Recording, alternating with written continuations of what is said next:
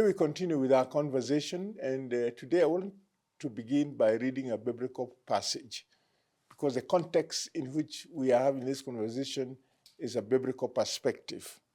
I'm reading the book of Colossians, chapter number 3, verse 9 to 10. The Bible says, "Do not lie to one another, seeing that you have put off the old self with its practices and have put on the new self, which is being renewed in knowledge after the image of its creator." Do not lie to one another. We consider somebody untrustworthy and unreliable if they are untruthful. A trustworthy person is a person who can give you a promise and you know that they will keep the promise.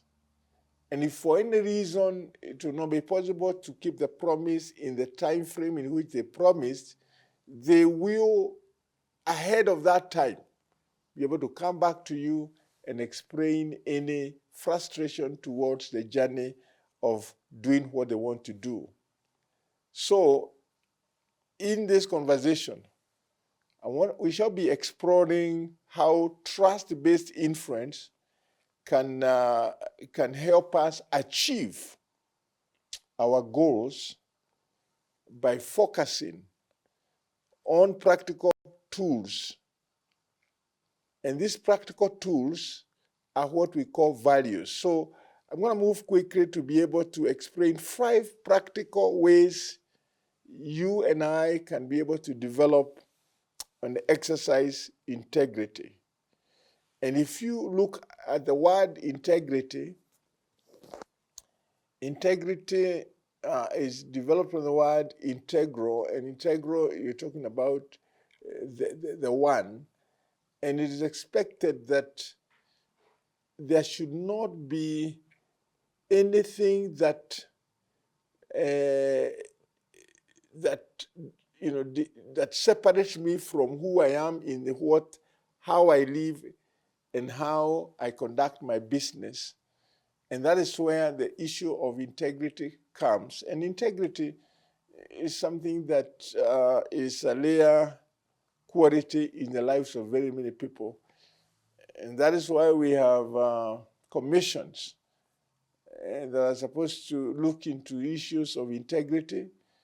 And we know that, like it is around the world in many countries, the issue of corruption has continued to be like a byword, a word that is mentioned.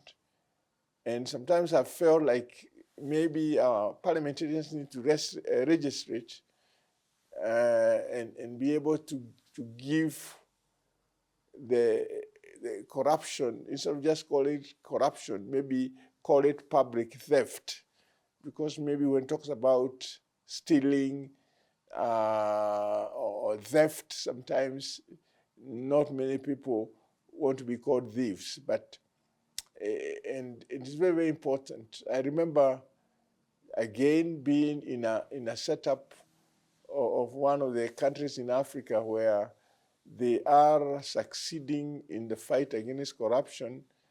And I was very impressed because somebody who was taking me to the airport told me that that corruption is not tolerated, and if anybody is discovered, whereas they have not been able to overcome it totally and completely, but even if somebody is caught in corruption, the punishment is so serious that no one wants to attempt. And he told me, even if we left this money in this dashboard and we left the car, even with all these police officers who are around here, none of them can dare touch it. And if you forgot that money, they will call and it will be announced within the whole airport. There is somebody who has left an envelope. Please come and identify yourself.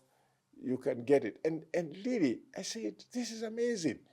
I remember when I was a student in the US, and I was with my family there, again, because of this aspect of being trustworthy and being truthful.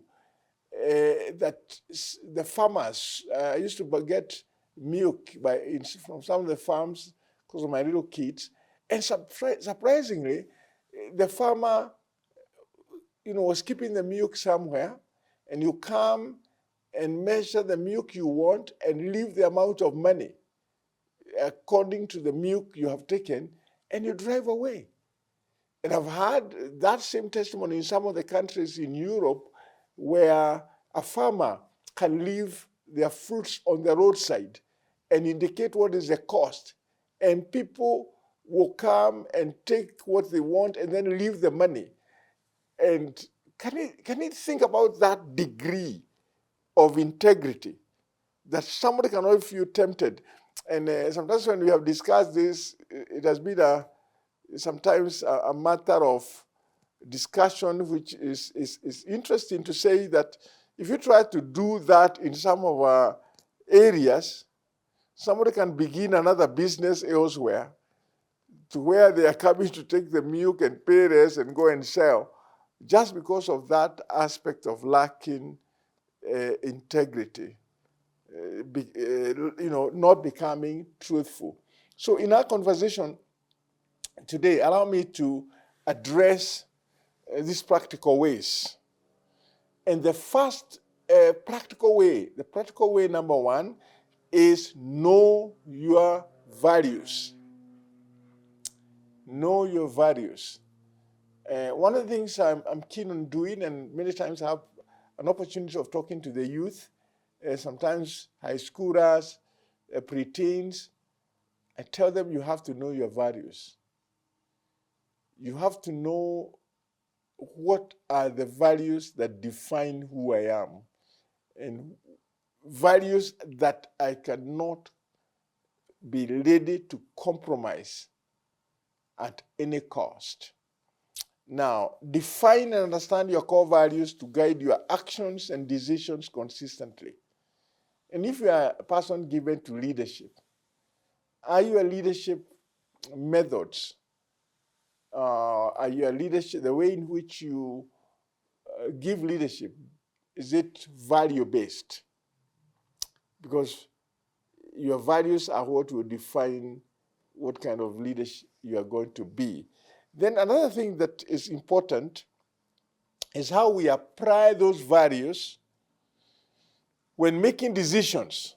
Again, the advice is reflect on how your choices align with your core values before taking significant actions, and communicate this to all the stakeholders. How important this is.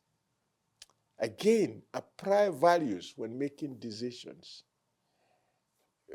What are some of the core values?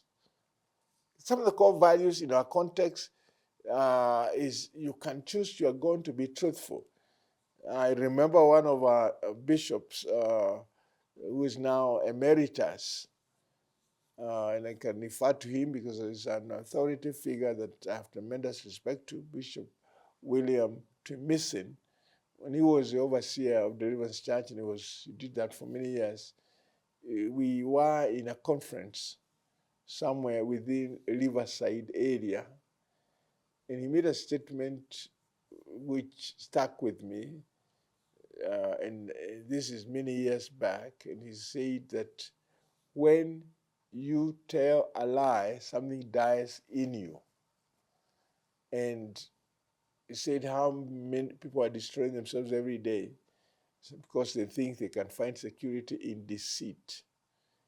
And we always need to be reminded, the Bible says the devil is the liar and the father of all lies.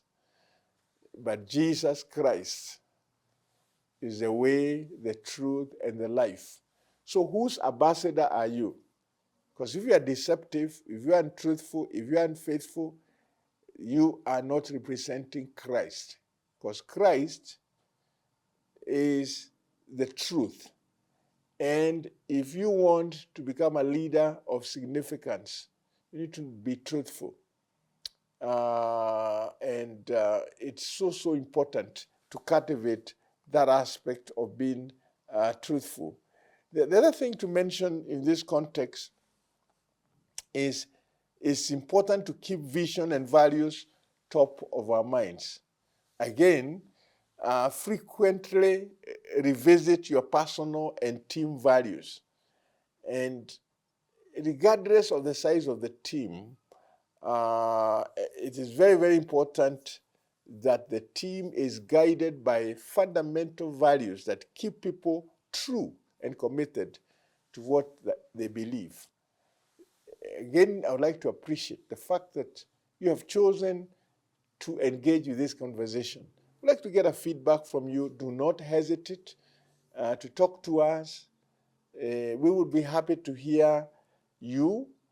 And I want to say that God is so faithful and true that when we can choose the path of righteousness for his name's sake, he is able to help us become the men and women we are called to be and called to do. And God remains faithful. God remains true. I appeal to you that you appreciate that you have an opportunity, especially as a leader, to demonstrate what it is to be somebody given to the values of truth in all that you do, understanding that if you are going to be an ambassador of Christ, you become an ambassador of Christ because you are truthful. If you are given to falsehood, then you do not represent Christ. The Lord bless you for your commitment to this conversation, and we're going to continue addressing it firmly, and this is for everyone, from those in the public life, in the private life, the family life. You can choose the path of becoming trustworthy. God bless.